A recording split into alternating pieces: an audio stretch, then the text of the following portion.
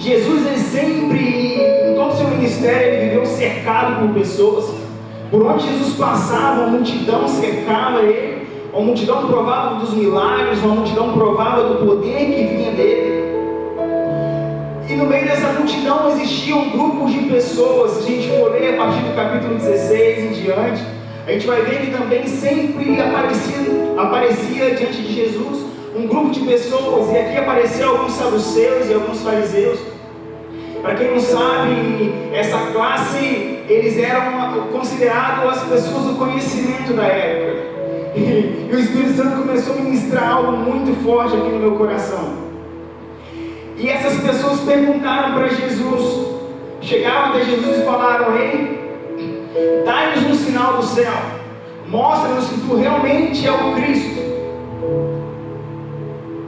Em toda a história desses dois grupos de pessoas, as pessoas que provavam do poder de Deus e as pessoas que eram os conhecidos como as pessoas do conhecimento, eles sempre entraram em choque com o poder de Deus. Todos eles ficavam perplexos com a maneira que Jesus agia. E esse grupo de pessoas interroga Jesus, e o Espírito Santo começou a pensar no meu coração que a maioria das vezes as pessoas que questionam o poder de Deus são aquelas que se acham os conhecedores de tudo. Existe uma palavra em Marcos 12:24 que Jesus ele diz: o meu povo perece por falta de conhecimento e por não conhecer o poder de Deus. Quando nós ouvimos essa palavra, o povo perece por falta de conhecimento, logo nós procuramos nos encher de conhecimento. Logo nós lemos muito, estudamos muito, nos aprofundamos muito no conhecimento. E por muito conhecer, muitas das vezes nós duvidamos do poder de Deus. Às vezes, por muito conhecer, nós esquecemos que Deus ainda é um Deus de poder, que Ele não mudou, Ele permanece o mesmo. Os tempos passarão, a letra será esquecida, mas o poder, a majestade de Deus permanece reinando eternamente, e ela não tem fim. Eu não sei se isso traz esperança para o seu coração, mas isso me enche de esperança, isso acende um fogo em meu coração. E essas pessoas, essa classe que eram os donos do conhecimento, eles começaram a questionar a Jesus. Vai lá, Jesus, nos mostre um pouco do seu poder, mostra que o Senhor realmente é o Cristo. Então Jesus disse para eles: nenhum sinal lhes será dado nesses dias, a não ser o sinal do profeta Jonas.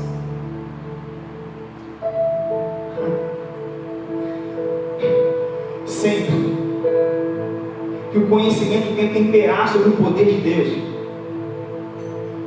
o Espírito Santo começa a deixar uma lacuna, Deus começa a deixar um espaço para que as pessoas se arrependam e voltem a buscar o poder de Deus, e volte a buscar a graça de Deus, volte a buscar o favor de Deus. Por favor, não estou aqui querendo dizer que você não precisa conhecer, mas não adianta nós conhecermos um lado de Deus e deixarmos a outra parte de Deus de fora. Deus, Ele é graça, Ele é favor, Ele é amor, mas Ele também é fogo consumidor. Então não tem possibilidade de se aproximar de Deus sem conhecer as profundezas, sem conhecer a plenitude do poder de Deus. Não tem separação entre conhecimento e graça. Nós precisamos esses dias nos aprofundar em conhecer a Cristo, em conhecer o poder da ressurreição de Cristo. Nós precisamos buscar nesses dias, deixar toda a diferença de lado e nos aprofundar nesse amor. E Jesus ele vira para os seus discípulos, ele diz para os seus discípulos: ei, não se deixem ser levados pelos fermentos dos fariseus. E os discípulos naquele momento começam a questionar uns aos outros: poxa, será que ele está falando porque nós não trouxemos alimentos conosco? Mas Jesus aqui estava se referindo diretamente à maneira do conhecimento que os saduceus e os fariseus apresentavam para o povo. E aqui está um grande problema que nós enfrentamos nos dias de hoje, principalmente em meio a esse caos que nós enfrentamos. Surgiram muitos saduceus e muitos fariseus, muitos mestres da lei. Existem muitas pessoas que são cheios de conhecimento nos nossos dias. E Jesus ele começa a dizer para nós: não. Aleluia. E Jesus começa a dizer para nós: não se deixe ser levado pelo conhecimento de muitos, mas procurai o conhecimento que vem do alto, o conhecimento que vem de Deus. E é exatamente nesse conhecimento que nós iremos nos aprofundar agora. Amém? Então vamos lá. Jesus ele passa isso tudo e ele resolve ir para a região de Cesareia com os seus discípulos. Ele começa a dizer para os seus discípulos: ei, as pessoas aí fora eles estão falando a meu respeito, mas vocês sabem o que essas pessoas aí fora estão falando de mim? Então eles começaram a argumentar com Jesus. Uns estão dizendo que o Senhor é Jeremias, outros falam que o Senhor é Isaías, ou alguns profetas, ou até mesmo João Batista. E nessa pergunta, Jesus ele vira os seus discípulos e fala assim: e vocês, quem vocês dizem que eu sou? Essa parte da palavra mexeu muito comigo, porque o Espírito Santo ministrou o seguinte no meu coração. Aqui nessa palavra, quando Jesus ele fala: e vós, quem dizes que eu sou? O pastor Isaías já pregou sobre isso. Ele falou que Jesus ele não estava aqui com uma crise de identidade. O Espírito Santo ministrou no meu coração. E quando Jesus pergunta o que eles estão dizendo aí fora que eu sou, Jesus ele está separando um contraste entre o que o mundo diz que Jesus é e o que Deus diz a respeito de Jesus. O que o mundo diz que a igreja é e o que Deus diz a respeito da igreja. É exatamente sobre esse contraste que Jesus começa a liberar sobre os seus discípulos.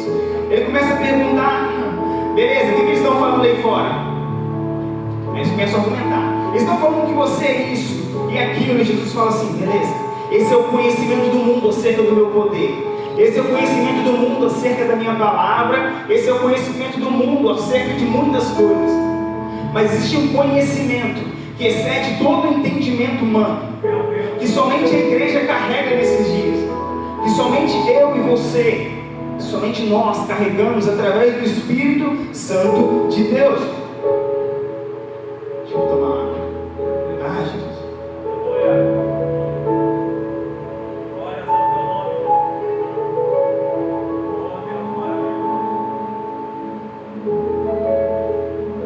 E é exatamente num cenário de contraste que nós vivemos hoje. O que as pessoas estão lá dizendo lá fora acerca da forma que a igreja deve se portar nesses dias? O que as pessoas lá fora estão dizendo que a igreja deve fazer? E o que Deus está dizendo para a igreja que o que a igreja deve fazer? Nós vivemos um contraste muito grande nesses dias. E se nós não tomarmos cuidado, nós seremos levados pelo conhecimento do mundo acerca do reino de Deus. Sabe o que eles acham lá fora? Que nós, a igreja de Cristo na terra, no Brasil e no mundo, somos um ajuntamento de pessoas somente. Mas eles esquecem da palavra que foi liberada sobre a igreja, que as portas do inferno não prevaleceriam contra ela, que o que a igreja de Cristo ligasse na terra teria sido ligado no céu, e o que a igreja desligar na terra será desligado no céu. Somente nós, a igreja, entendemos isso.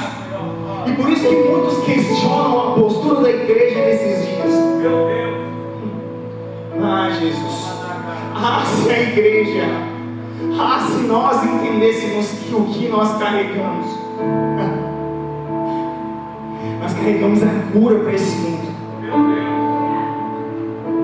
Entenda que fechem os bares, que fechem a igreja não, peraí. Que fechem até os comércios, mas a igreja não pode fechar não. Pode fechar tudo.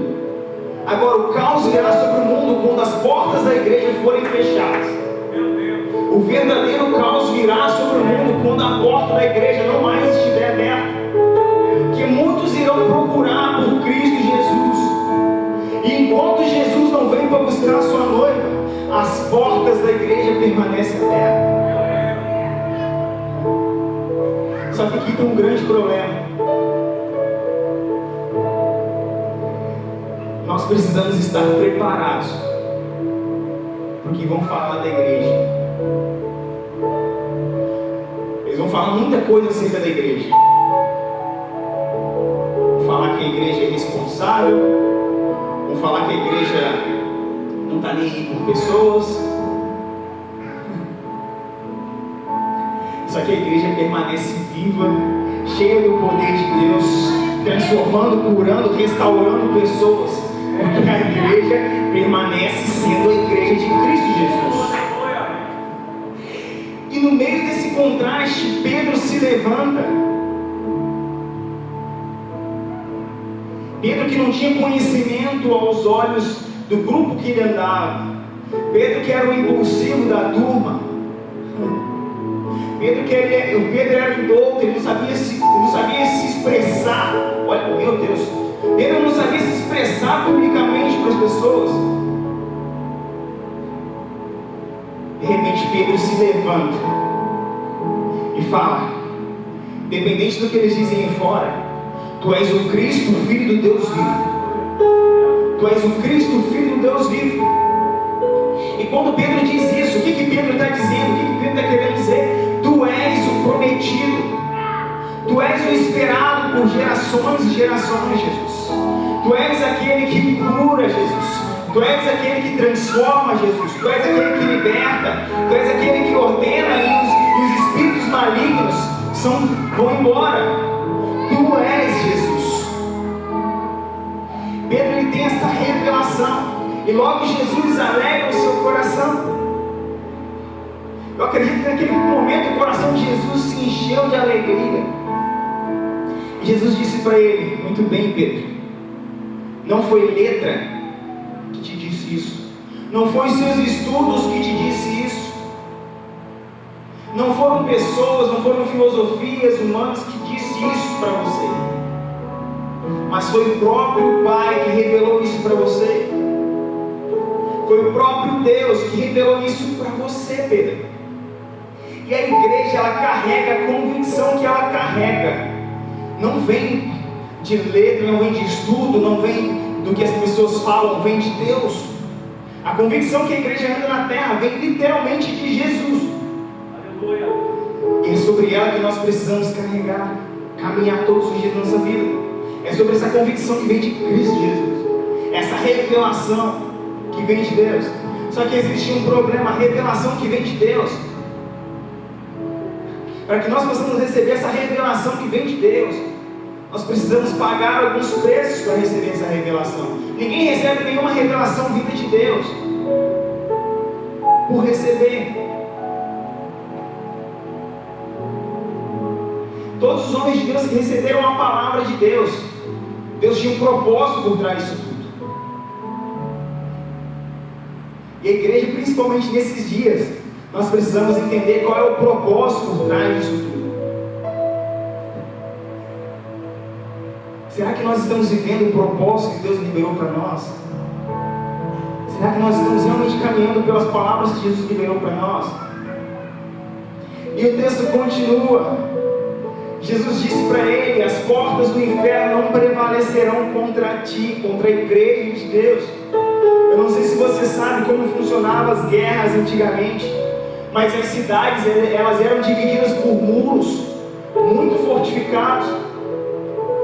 Em cada cidade tinha uma porta de entrada, e essa porta, ela não era feita de qualquer coisa, ela era muito forte, resistente, porque todos esperavam uma guerra, todos esperavam que algo acontecesse. A qualquer momento podia vir saqueadores, e quando isso acontecia, o que as pessoas da cidade faziam? Corriam para as portas e fechavam as portas, colocavam um bloqueio atrás das portas, para que de alguma maneira eles impedissem que quem veio tentar roubar eles prevalecessem contra eles. E Jesus libera uma palavra sobre a igreja, fala que as portas do inferno não prevalecerão contra a igreja. Eu não sei se você já parou para pensar sobre isso, mas desde o dia que eu parei para analisar profundamente o que isso queria me dizer, a minha vida mudou literalmente. Por muitos anos a igreja de Cristo entendeu essa palavra de que as portas do inferno não prevalecerão contra ela como uma palavra de recuo para a igreja, onde a igreja ficaria resistindo ao que estava acontecendo, Mas nunca foi assim. Nunca. Deus nunca quis dizer isso para a igreja ficar resistindo o que está acontecendo. Não. As portas do inferno não prevalecerão. Jesus está querendo dizer o que aqui? As portas do inferno não irão parar o avanço da igreja. As portas do inferno não irão parar a igreja de Cristo Jesus na terra. Nada vai parar a igreja de Cristo. Gente, a guerra que nós enfrentamos é espiritual.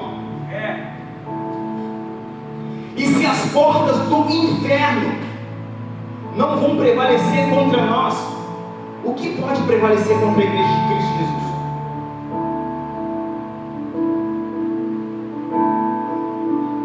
Se o próprio inferno não prevalece contra a igreja de Cristo, o que pode prevalecer contra a igreja de Cristo Jesus na terra?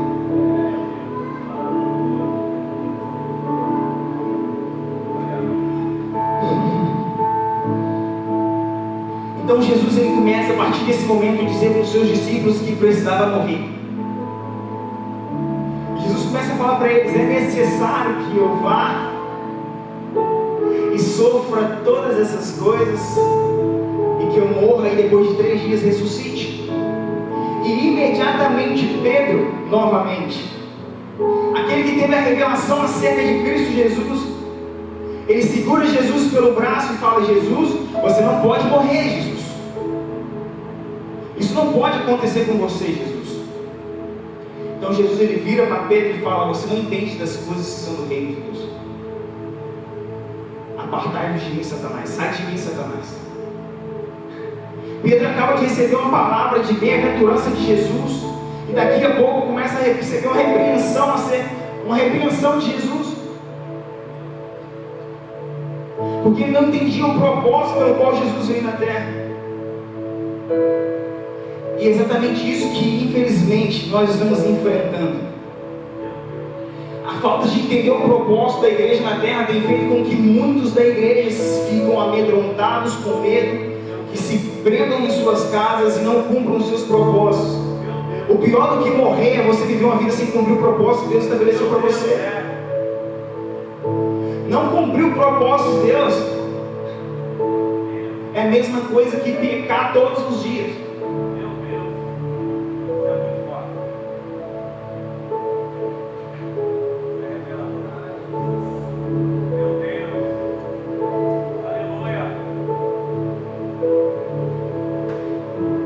E quando a igreja não entende o seu propósito, ela se torna irrelevante na cidade onde ela está. Ela se torna irrelevante no serviço onde ela está. E infelizmente o que aconteceu com Pedro está refletindo na igreja de Cristo hoje. Pedro ele vira para Jesus e fala: Jesus, tu és o Cristo, o Filho do Deus vivo. O Senhor é aquele que cura, que restaura, aquele que os demônios obedecem, se submetem ao teu nome. Eles provam do poder e da graça de Deus. Alguns capítulos antes, no capítulo 10, Jesus envia 70 para pregar sobre as cidades, e eles ficaram maravilhados, porque os demônios se submetiam ao nome de Jesus. Eles ordenavam em nome de Jesus e as doenças eram curadas. Eles provaram do poder de Deus. E depois de um tempo, parece que eles se esquecem de tudo que eles viveram com Deus. Parece que depois de um tempo, Pedro se esqueceu de tudo que Deus fez. As curas que Jesus fez, os milagres que Jesus realizou. Pedro vivenciou isso tudo, declarou isso tudo abertamente, para que todos pudessem ver. E depois ele se amedronta acerca do propósito de Jesus. Jesus faz um convite muito lindo para a igreja. Ele diz para os seus discípulos: se algum homem quiser vir após mim, negue-se a si mesmo, tome a sua cruz e siga-me. Porque aquele que quiser salvar a sua vida, perdê-la-á. E quem perder a sua vida por minha causa, esse encontrará a vida.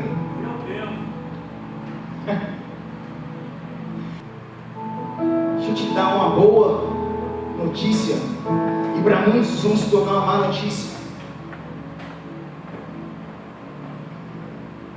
receber uma autoajuda nesses dias não é o suficiente. O que nós precisamos é do alto sacrifício da igreja de Cristo Jesus na terra. A igreja de Jesus na terra nesses dias vai ter que se posicionar com alto sacrifício, aonde ela rejeita a própria vida, aquilo que ela mais quer para cumprir o propósito de Deus. Isso realmente é lindo, é maravilhoso, mas é desafiador para esses dias que nós vivemos. Infelizmente, a nossa vida está muito pautada nos padrões desse mundo. Nós estamos muito agarrados a esse mundo. Parece que nós criamos raízes aqui, nós nos apaixonamos tanto pelas coisas do mundo, que nós nos esquecemos do propósito eterno de Deus, daquilo que está preparado para nós quando Ele voltar. Mas nós queremos viver tudo aqui e agora. E nós esquecemos que a nossa vida, a nossa real vida está escondida com Cristo Jesus nos lugares celestiais. E ela será manifesta quando Jesus se revelar. Quando Jesus vier em glória, aí sim você vai receber a sua vida. Gente, o que Deus está guardando para nós é muito melhor do que aquilo que nós temos ou aquilo que nós sonhamos. O que nós precisamos nesses dias é abrir os nossos olhos espirituais e enxergar com os olhos de Deus. Uma igreja relevante onde está, ela se posiciona como um exército e fala: aqui não, Satanás. Ela se posiciona e fala: aqui não. Se a igreja entendesse o poder que ela carrega, se nós, a igreja, entendêssemos o poder que nós carregamos, nós imediatamente nos posicionaríamos e falaríamos: ei, nós estamos aqui, nós não vamos nos acovardar. Vocês precisam de ajuda? Nós estamos aqui para isso. Nós estamos aqui para isso. Jackson, mas você tem 2 filhos. E se você morrer? Todos os dias eu oro e falo com Deus: Deus, morrer pela sua causa vai ser a melhor coisa que eu vou fazer na minha vida. E os meus filhos vão olhar para mim lá na frente e vão falar assim: meu pai não está aqui mais comigo, mas ele morreu por um propósito. E se você tem um propósito, você carrega esse propósito, você precisa estar disposto a morrer por esse propósito. Muitas das vezes o propósito de Deus para a sua vida é desafiador. Só que o que você vai fazer? Você vai viver longe de Jesus até quando? Até quando você vai correr dos propósitos de Deus? Deus, Ele fala isso comigo todos os dias. Fala: até quando, Jackson? Não tem para onde a gente ir mais, mulher. Não tem para onde nós nos escondermos mais. Não. Mais do que nunca, a igreja nesses dias vai precisar resplandecer a luz do Senhor. Isaías 60 vai dizer que as trevas cobriram toda a terra. Toda a terra está com pavor, apavorada. Mas sobre ti, sobre a igreja de Cristo, resplandece a luz. Sobre a igreja de Cristo, resplandece a luz. Sobre mim, sobre você, a luz do Senhor brilha. Eu quero contar uma simples historinha para vocês. Certa vez uma menina, muito pequenininha, ela entrou num avião. Meu Deus. Ela entrou nesse avião, sentou na poltrona e ficou quietinha, pegou um brinquedinho e começou a brincar. E as pessoas mais velhas do avião viram que ela estava sozinha e falou para ela: menina, você não tem medo de andar sozinha? E ela: não, e continuou brincando com o seu brinquedo. E quando o avião decola, tem uma turbulência, e todo mundo fica apavorado dentro do avião. E aquela menina continua mexendo no seu brinquedinho. As pessoas olharam para ela e falaram assim: Menina, você não está com medo. Por que você não tem medo? Aquela menininha, ela olha com um olhar sereno, dá um sorriso e diz: o meu pai é o piloto.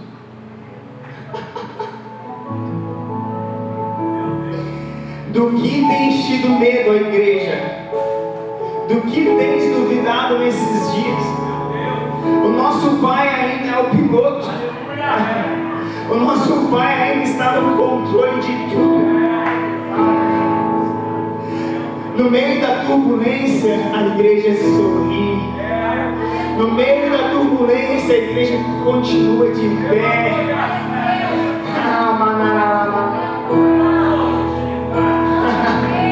A igreja não se dobrará sobre nada, a não ser sobre o nome que está acima de todo nome, sobre o nome de Jesus, sobre aquele que reina e vive para todo sempre. Jesus, o Senhor permanece no trono, o Senhor continua reinando sobre a igreja. Entenda que quem determina onde a igreja vai ou deixa de ir é Jesus.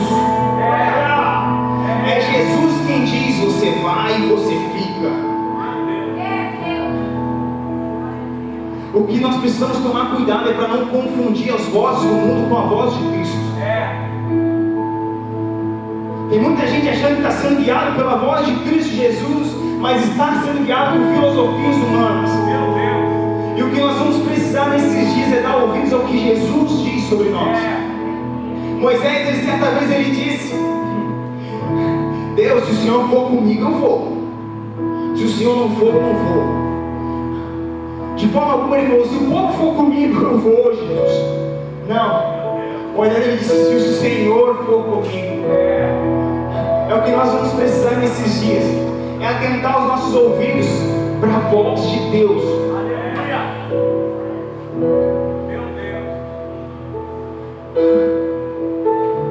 Nós estamos vivendo o ano da colheita de Deus. Eu não sei se você já parou para pensar, mas por que isso tudo está acontecendo? Por que esse caos onde a igreja tem que ficar em casa, trancada, onde as pessoas não saem, não se abraçam, não conversam mais umas com as outras? Por que isso tudo está acontecendo? O Espírito Santo ministrou no meu coração hoje em casa. Todas as vezes que Deus liberou um decreto do céu, Satanás tentou impedir o projeto de Deus. Todas as vezes que Deus anunciou que haveria um grande libertador para o povo, lembra de Moisés? Deus falou: vou enviar um libertador para o meu povo. Eu vou enviar um libertador para o meu povo. Imediatamente Faraó, tomado por Satanás, vai e fala assim: peraí, vai ameaçar o meu reinado, eu preciso acabar com isso. Só que tinha uma coisa: Faraó não sabia quem era Moisés. Então o que ele faz? Matem todas as crianças abaixo de 2 anos. Então começa um caos naquele lugar. Isso tudo porque Faraó não sabia quem era a criança correta. Foi assim com Jesus. Quando ficaram sabendo do nascimento de Jesus, Herodes fez a mesma coisa. Vamos lá, matem todas as crianças de novo, porque o menino nasceu. Eu não sei quem é esse menino, mas eu preciso acabar com ele.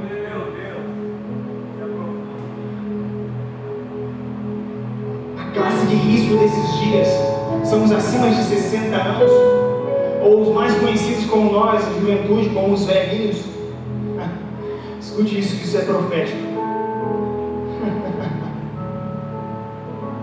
Por que Satanás está tentando acabar com essa geração que nós consideramos os velhinhos? Porque o avivamento que Jesus prometeu, Ele disse que os velhos teriam sonhos. Eles dizem que aqueles que para muitos são sem esperança, que não tem mais o que fazer, eles teriam sonhos nesses dias. Os jovens teriam visões, mas a visão que os jovens teriam seriam baseada nos sonhos dos mais velhos. Não sei se isso te assusta, mas isso gera uma motivação em mim, porque eu sei que, como o pastor liberou aqui, nós já podemos sentir o cheiro do grande avivamento que está vindo varrer a nossa nação. Porque eles estão tentando acabar com aquele que terá o sonho profético que vai liberar sobre todos para onde nós devemos ir.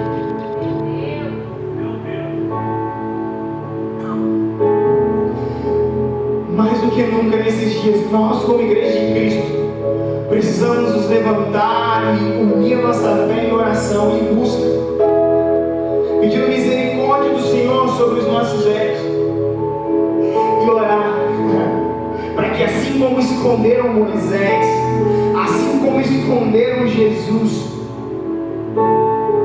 que Deus esconda também o velhinho da promessa.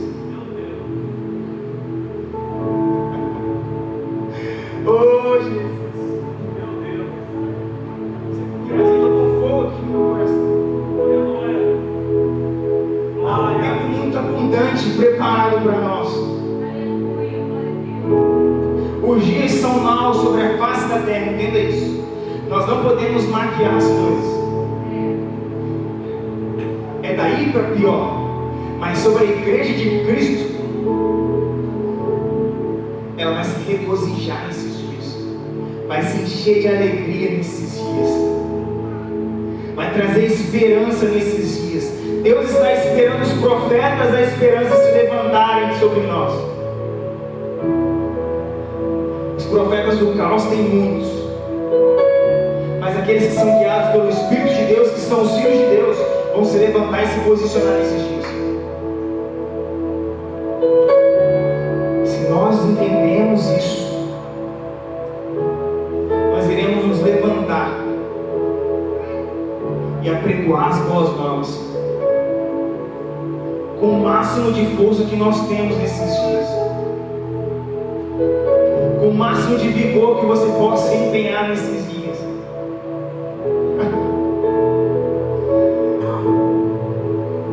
Esse tempo onde a igreja está toda em casa, era para ela estar clamando, chorando, buscando uma resposta de Deus.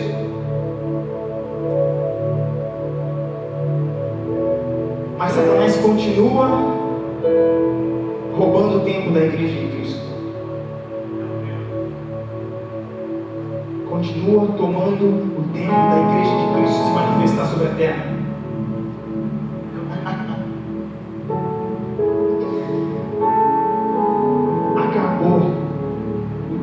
Onde a igreja tem medo.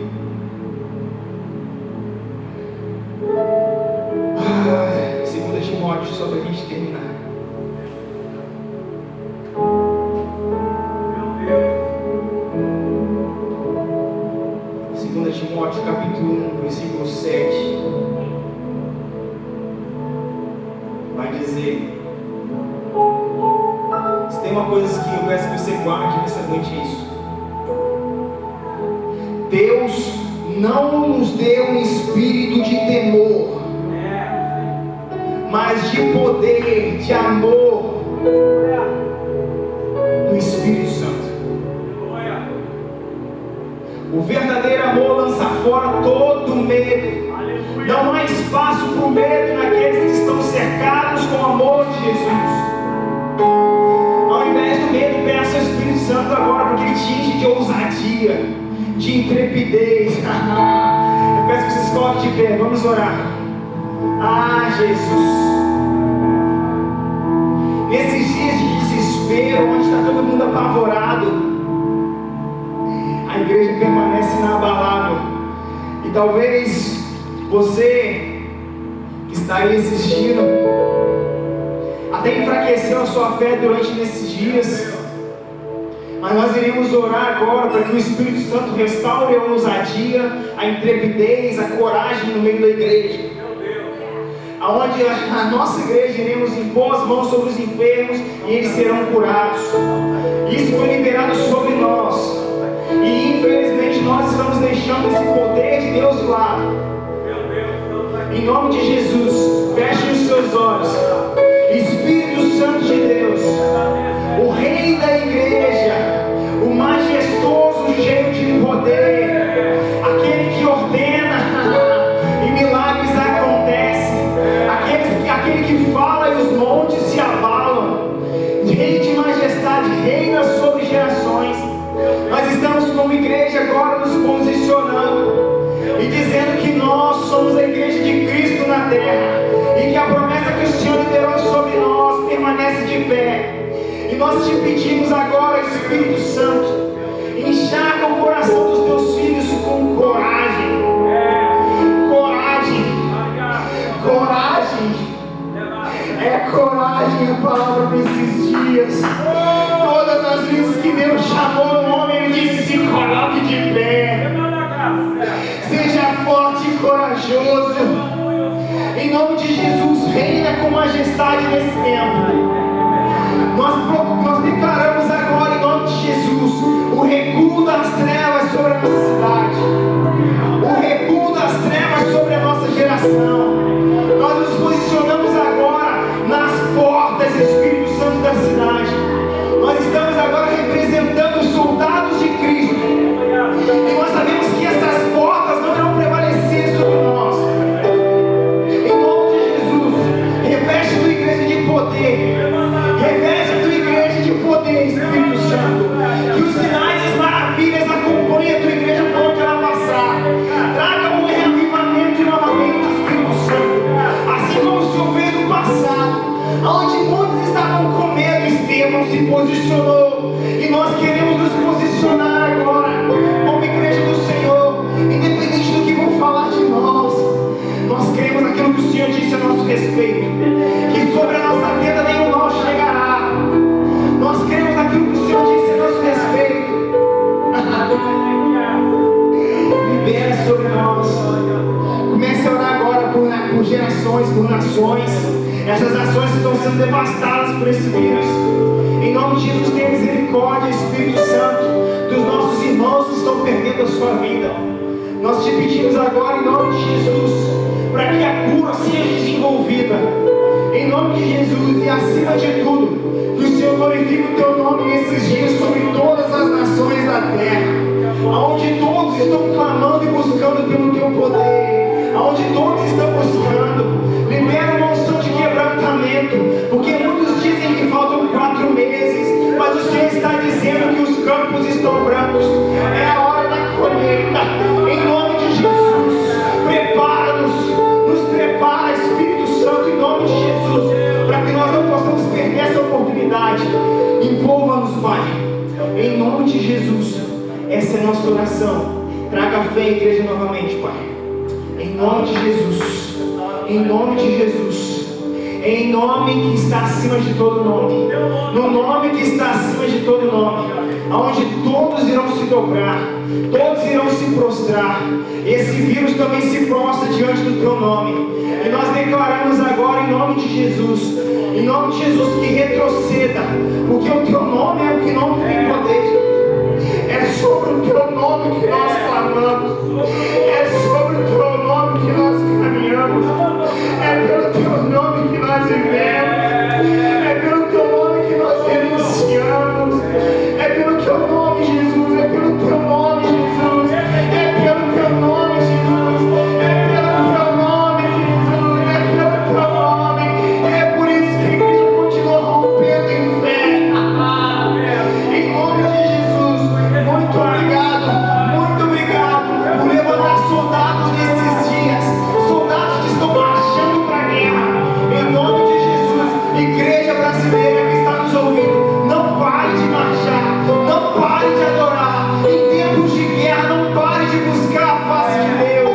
Em nome de Jesus, os maiores caos, Deus restaurou as nações. Muito obrigado, Jesus, pela sua graça e pelo seu poder. O Senhor é bom o tempo todo, e o tempo todo o Senhor é bom. Muito obrigado. Aplauda o nome daquele que é digno de honra e de glória.